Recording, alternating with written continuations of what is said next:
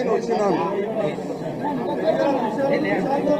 ఒక ముహూర్తం ఉంటుంది, ఒక మంచి సమయం ఉంటుంది.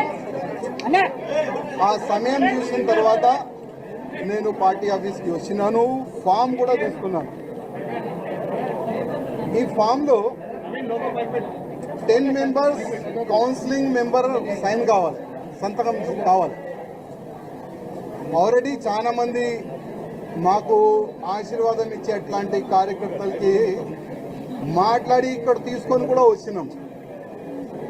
స్టేట్ కౌన్సిలింగ్ మెంబర్ ఇక్కడ వచ్చిన తర్వాత వాళ్ళకి ఫోన్ చేసి పోస్టులో ఉంటావా, సస్పెండ్ చేయాలా అని వాళ్ళకి బెదిరించి ఇక్కడ నుంచి పంపించేసినాం.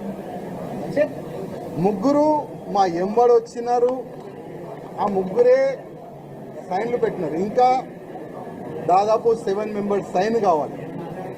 10 మెంబర్స్ సంతకం చేసిన తర్వాతనే మనం ఈ ఫామ్కి మనం సబ్మిట్ చేయొచ్చు. కానీ ఆల్రెడీ డిసైడెడ్ ఎవరికి ప్రజెంట్ చేయాలి, ఎట్లా చేయాలి అని ఆల్రెడీ వాళ్ళు డిసైడ్ చేసుకొని పైన కూర్చున్నారు. కానీ ఇవాళ కిషన్ రెడ్డి గారికి, అదేవిధంగా కేంద్ర మంత్రి వచ్చిన మేడం గారికి లిఖిత రూపంలో ఒక లెటర్ నేను ఇస్తున్నాను. కిషన్ రెడ్డి గారికి ఒక మాట చెప్పి వస్తున్నాను. కిషన్ రెడ్డి గారు, మీ చేతి నుంచే ఇవాళ భారతీయ జనతా పార్టీలో నేను జాయిన్ అయినా. నేను నా రాజీనామా మీ చేతికి ఇస్తున్నా, ప్లీజ్ మీరు యాక్సెప్ట్ చేయండి అని కిషన్ రెడ్డి గారికి ఒక లెటర్ ఇచ్చి వచ్చిన రిజైన్ లెటర్ పార్టీకి.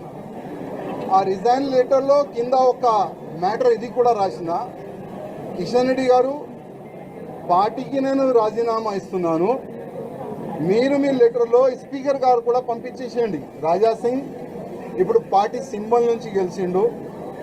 రాజాసింగ్ ఇప్పుడు బీజేపీ ఎమ్మెల్యే కాదు, ఆయనకి సస్పెండ్ చేయనని స్పీకర్ కూడా ఒక లెటర్ రాసిస్తే నేను దానికి సపోర్ట్ చేస్తాను. ఎందుకంటే పార్టీ సింబల్ తోని గెలిచి